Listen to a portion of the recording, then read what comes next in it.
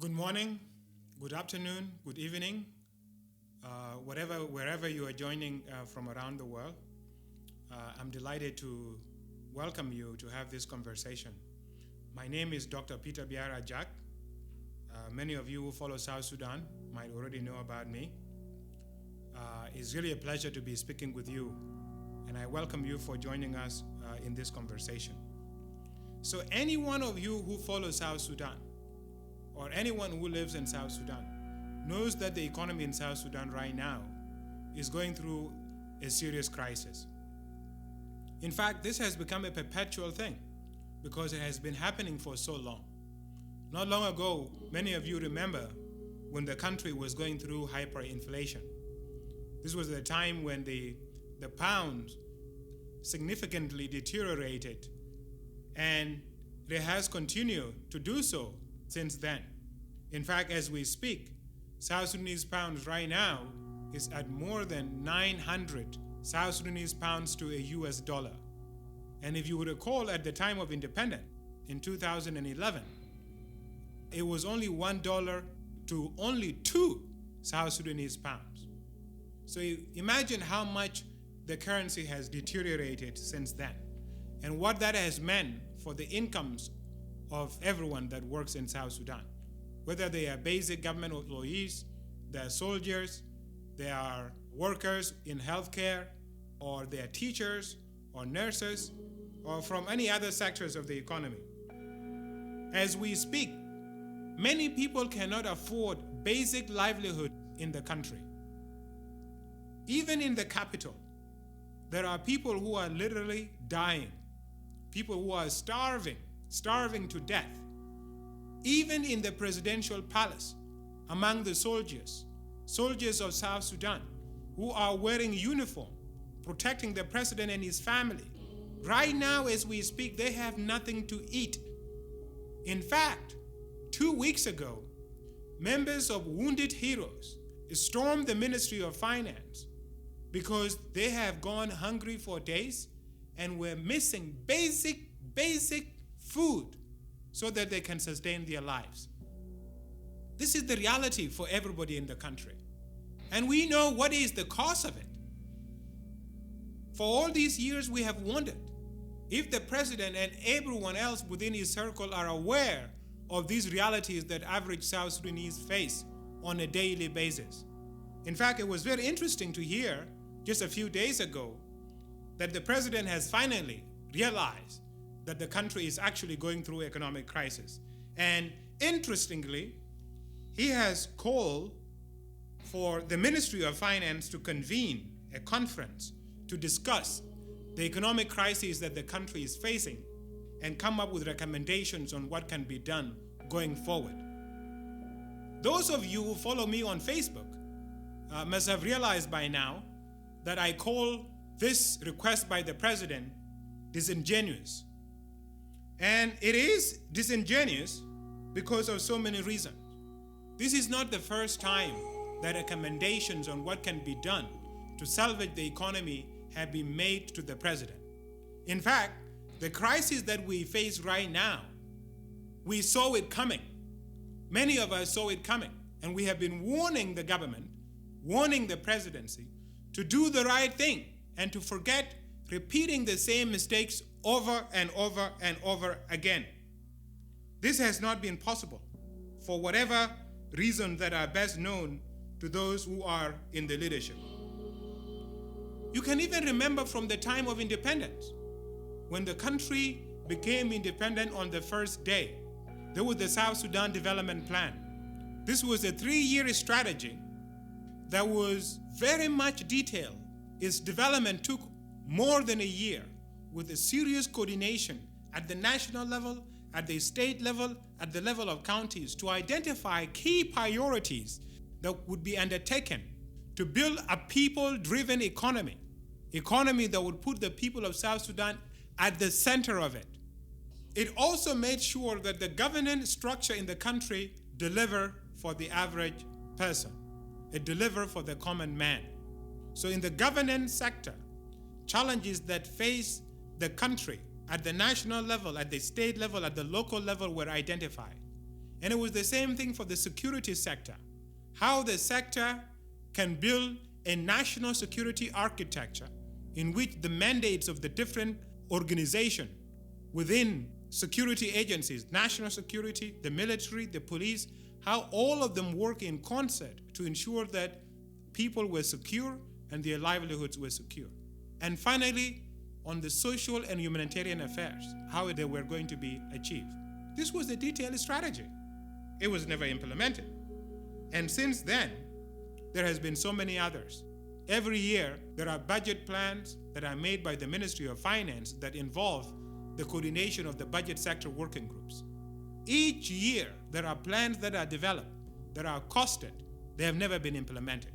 Look at the budget execution and look at the budget plans.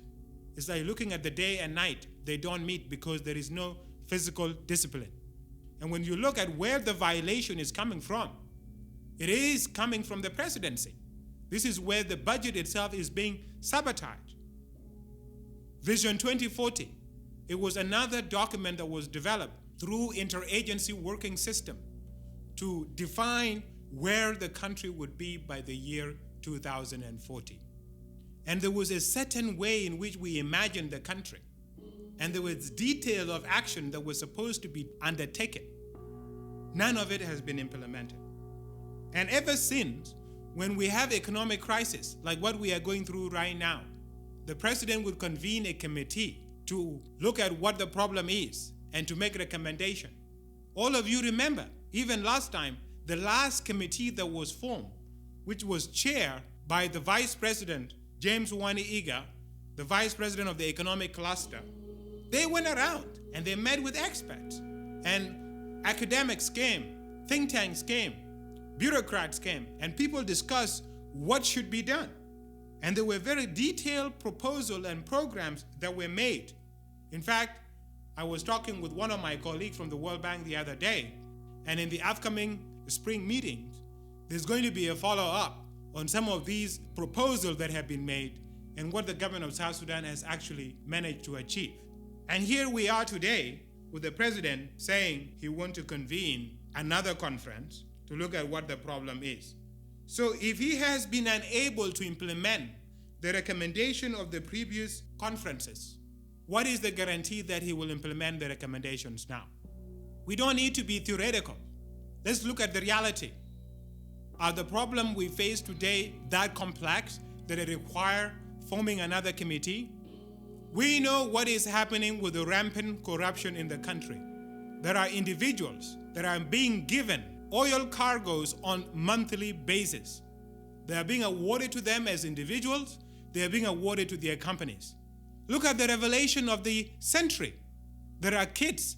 Sometimes these kids are like 6 months or 2 years, and they have millions and millions of dollars in their bank account.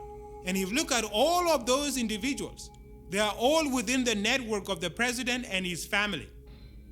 And we know some of these individuals also with this shoddy construction of roads. Roads are being constructed, roads in which the contracts were single source. Individuals were awarded the contract without any bidding process.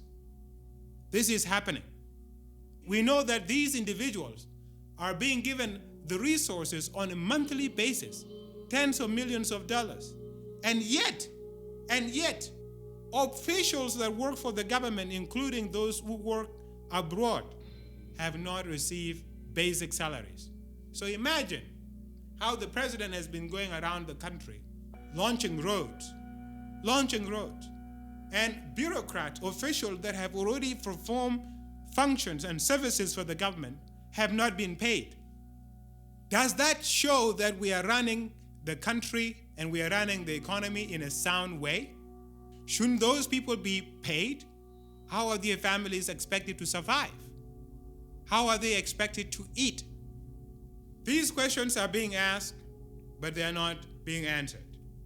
But at the same time also, if you look at the second issue, we have the problem of very opaque debt. These are loans that were made by individuals at the highest level of the government. And sometimes we don't even know what are the details of these loans. Thanks to the previous Minister of Finance, Agaga Achilwal, we now know that the oil has been sold in advance until 2027. And he himself, when he was there, he was saying he has no money to pay salaries unless he's able to sell the oil for 2028 and beyond. That means that the oil is being mortgaged already in advance. But what has been done with this money? These loans that were taken, they were taken for what purpose? What were the terms of it? Where is the money? What has been done with it? The president, if he is genuine about fixing the economic problem, must investigate these loans, and if these loans are found not to be interests of South Sudan, they must be canceled so that we have a fiscal space within our budget to be able to program and plan activities that will actually generate the economy of South Sudan. In fact, it is very clear what it is we should do. The essence of economy is to make people productive. Economic is about the factors of production. We have our people, we have our land, and we have capital. Sometimes there is a little that we have inside the country, but there's a capital that we can raise abroad. How do we make these factors of production productive within our society, productive within South Sudan? Obviously, South Sudan has enormous economic potential. Look at our resources. Look at our land. Look at our minerals. If there was a committed government that was willing to develop these economic policies, these economic resources, if there was a committed, competent government that was willing to develop all these economic resources for the benefit of the South Sudanese people, we would have achieved so much so far. Yet, for the last 12 years of our independence, we have, in fact, been going forward. And this is why I have been saying for all this time, if you look, for example, what needs to be done. Currently, we have half of the country is dealing with unprecedented levels of flood, and the other part of the country is dealing with a drought. We have a part of the country where the abundance of water has become a problem, and we have another part of the country where the problem is the scarcity of water. And we've been getting pressure. The government of South Sudan has been getting pressure from Egypt, but Egypt wants us to act in their interest, not actually to sit down and consider what is in the best interest of South Sudan. And if you look where the water is in abundance, what if we are able to build a canal that will take the water where it is in abundance to where it is in its scarcity within our own country? This will actually increase by 2 to 3-fold the size of land that we can actually grow on a regular basis, both through rain-fed agriculture and also through irrigation. Because these man-made channels in which we will direct water from where it is in abundance to where it is scarce, they will also multiply the size of land that is available, and it will make it easier for us to connect irrigation channels to different parts of our country. This is something that we can achieve. And the problem we face is a problem of climate change. This issue is connected to everything in the country, including the issues of land. Right now, there are so many conflicts that are being fought in the country because of the issue of land. And sometimes you will have a naive response that will come from the government. Everybody must return to their own land. But we are dealing with so many changes that are taking place in the country simultaneously. Sometimes, yes, it is right. People must return back to their own land. But in other times, it requires us to reconceptualize how we think about land. We should not think about it as a static place that is only connected to us through emotions. But we think of it as an asset, an economic asset that has to be made productive. And in our case, if you look, for example, in Jonglei, in part of Upper Nile, the size of Sud wetlands have tripled from 2019 to where it is today. Triple. Now, before 2019, Sud was about the size of the state of New Hampshire in the United States. Or if you're from abroad, it is about the size of Netherlands. That was the size of Sud before 2019. Right now, it's 3 times that. So what has happened? A lot of villages or lands have been affected by the flood, have been submerged in the water. And as a result, people have been displaced, and cattle camps have become uninhabitable. And it's the same thing with the areas where the water has become scarce. All of this is because of the climate change. It's because of what is happening to the rainfall and what is happening to the discharge of water from Lake Victoria into the Nile. But this problem can be resolved simply. There are international funds that exist where a government like South Sudan, a poor country, can apply for funds that can allow it to cope with the adverse effects of climate change, because all of these emission of greenhouse gases into the sky was done without us having substantially contributed to it. And as a result, these international mechanisms can actually serve us to provide us with resources, the capital that we need to make these big structural investments that will then allow our economy to shift into productivity. It's one example of projects that can be done. It's the same thing with housing. In 2018, before I was detained, one of the proposals that I made was that we have to make a massive construction of houses. In every single state, every one of the 10 capitals of the states of South Sudan, we should build 50,000 homes.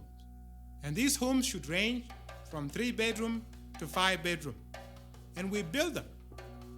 This is going to create jobs. It's going to allow construction sector to emerge in a very significant way. And we just don't concentrate in the houses. We are also going to build schools in every single neighborhood. We build playgrounds. We build clinics. And this will be done based on population, based on the latest urban planning, research, and development that is available outside there. So we can just take this knowledge. And there are also companies that have emerged that now specialize in building low-cost housing. Housing that is adapted to the climate change that we are dealing with in our part of the world. Housing that are cheap, that use local materials. We can do this very, very, very easily. After all, what does development mean? Development means things like this, providing housing for people. This is something that we can do. And we cost it out, and the resources, we were confident that these are resources that we can raise through our friends' network, because these companies are owned by some of our friends. They are owned by some of our colleagues. We have the network, and we can talk with them, and we have the credibility to connect with them. This is an example. It's the same thing with solar. One of the things that we discussed was how right now we have too much sun. It's very hot. Everywhere you are in South Sudan is very hot. In fact, it's very hot even when it is not sunny. When it is raining, it's very hot. So think about the kind of research that you can do in the solar, with the solar. You can do a lot of research. You can attract solar companies that are looking for land, and a land that is diverse, land that is hot like what we have in South Sudan. And this will allow them to really develop the best kind of solars that are going to serve the world. And they can also think about how they can store energy, how you store electricity. This is going to provide a technology market, and is also going to provide an actual product market for us, where we as people of South Sudan have access to electricity. If there is one single variable that is highly associated with development, it is availability of electricity. So if we are going to raise the livelihoods of our people, because after all, that is the ultimate objective for which we created our country. That was the ultimate objective for which we said that the old Sudan as it was no longer serve us. That is why we created our own country, so that we can realize prosperity, so that we can realize justice, so that we live in a society we are treated fairly and equitably. This we can create. These are examples of projects that we have proposed. But for this project to actually materialize into reality and to have effects in the life of ordinary people, Lado, there in the Mundari village, or Deng in Kwajuk, or Chuol in Upper Nile. It has to attract finances from outside, because the way in which our economy has been managed for the last 12 years, in fact, last 18 years, in which President Salva Kiir has been in power, has been absolutely atrocious. All our money has been wasted. All our money has been stolen by very few individuals, with very little left in it. In fact, what has been happening is us depleting key asset in the form of oil. And as we deplete that asset, we're not creating anything in return. And that by itself is a failure, because as you deplete an asset, you should be thinking about what other asset are you going to build, because this asset that you are depleting right now may be generating economic growth, but as you deplete it, what other asset is going to generate economic growth in the next period? And since growth is episodic, you grow in this episode, but then what are you going to transition into? This is something that has been missing in our thinking and in the thinking of our leadership. So right now we are broke. We are a country that has sold its resources in advance, a country that has mortgaged oil, which is the key significant contributor to the GDP. A country right now that is venturing into very shoddy deals with the Russian Wagner Group over the gold in Eastern Equatoria and in Pibor. These are very dangerous moves for the people of South Sudan. And clear message has to be sent out to the leadership that these kind of deals are going to trap the future generations in debt and in a situation that will deny them the ideals we promised in our liberation struggle. And this is why I have been saying for all this time, the only way in which we can fix the economy, build a sound government, a government that actually functions, is for the leadership to exit. For you, Mr. President, to exit. That is the only way we can rejuvenate the economy. You have shown time and again that you are not willing to implement the kind of policies that can alleviate poverty. Every time we have made this recommendation, and in the state, you have chosen to reward very corrupt individuals around you and use the public resources to make the very few wealthy, while the very many become poor. Look at what has happened under your leadership. When South Sudan got independence in 2011, poverty rate was only 50% of the population. 12 years after your leadership, where it is 85%, Mr. President. 85% of the population, it is now poor. When the country became independent in 2011, the GDP per capita, that is the amount of income that is available to a single individual in South Sudan, was $1,500 a year. $1,000, $1,500 a year. Guess what it is now, Mr. President? Only 200. Only 200. That is a drop of $1,300. That is how much you have made every single South Sudanese poorer for the time that you have spent in power since independence. Look at what has happened with corruption. For the last 2 years, South Sudan has been rated the most corrupt country in the world. And we people of South Sudan are very proud. We fought a very proud struggle. People sacrificed themselves. They sacrificed their lives because they believe in the ideals that we were telling to our people. We all hook into it. We all believe in it. Look at how the world came to respect our struggle. Look at how the world appreciated our resilience. Look at what is happening with the basketball. The very few years that Luol Deng has led our South Sudan Basketball Federation, the world respects us, Mr. President. Our people are competent. They are organized people. They are people who are result-oriented, Mr. President.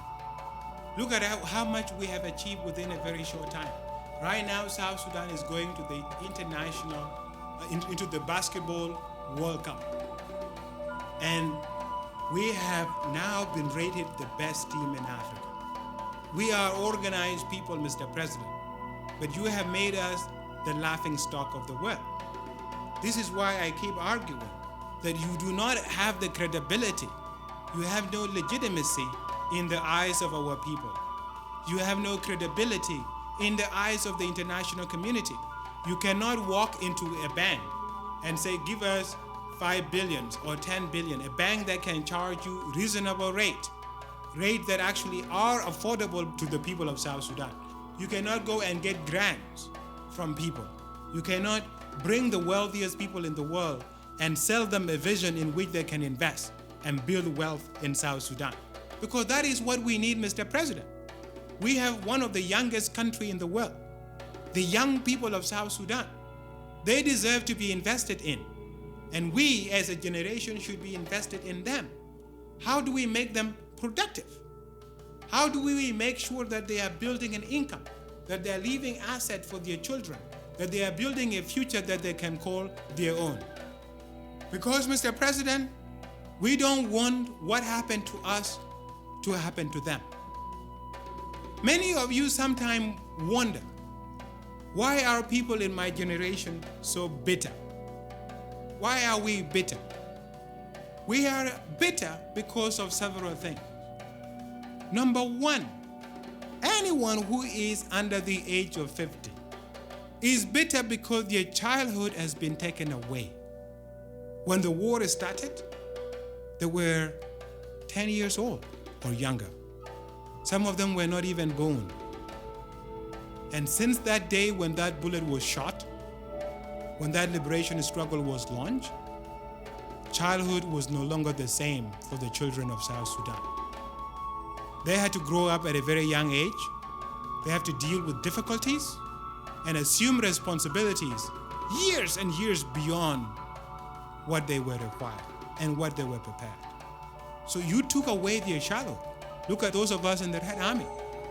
We grew up in the Red Army, in the liberation struggle, doing very much the same thing that the rest of you were doing. You took away our childhood. That is number one. Number two, you took away our youth. Because of the liberation struggle, as we grew older, the only thing that was in our mind was the struggle of the people of South Sudan and how to make sure that we play our role in that struggle. Those who remained on the ground, they fought until the ceasefire was signed.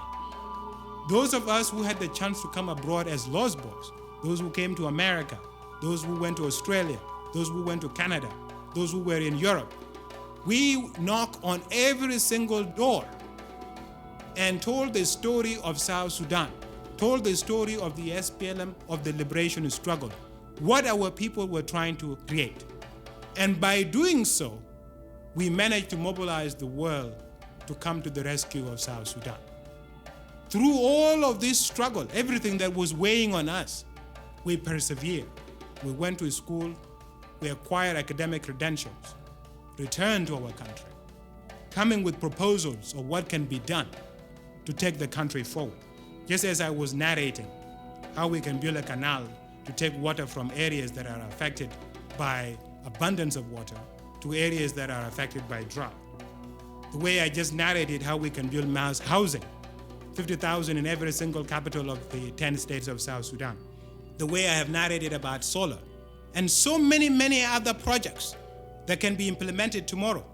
We came with those ideas, what can be done, how we can build our economy, how we can build our governance system, how we can build our security sector to make sure South Sudan become that country that reward the brave people of South Sudan that paid the ultimate sacrifice to realize this state. Guess what happened to us? We were persecuted.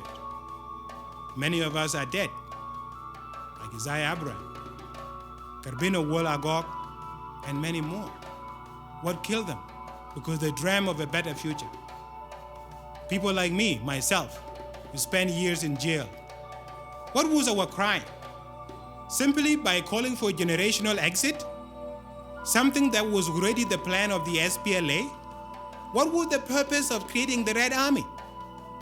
Was it not because of the realization that your generation was only prepared to destroy the old Sudan, but had no capacity whatsoever to imagine a new Sudan and to build it? That was the purpose why the Red Army was prepared. You yourself, you know that. You were part of it.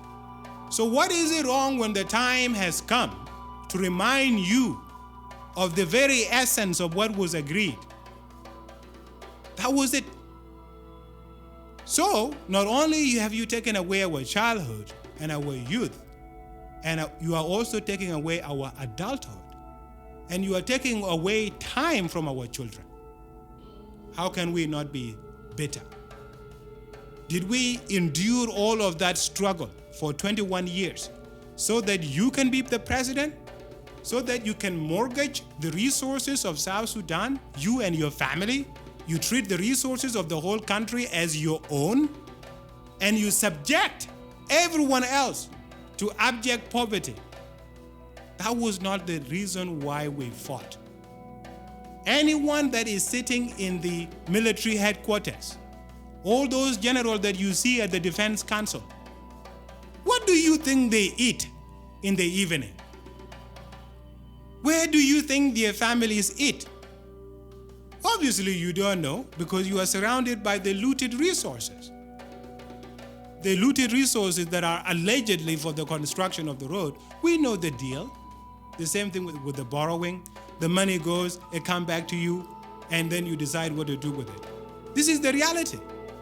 But the rest of your colleagues that are with you, that are protecting you, what are they getting? How are they surviving? They are not surviving. They are living in abject poverty. You have subjected the people of South Sudan to poverty. So when you come and call for these economic conferences, and we know that resolutions have been made in the past, recommendations have been made to your office, yet you never responded. And beyond that, because we realized that you could not govern. You could not govern the country based on the interests of everybody.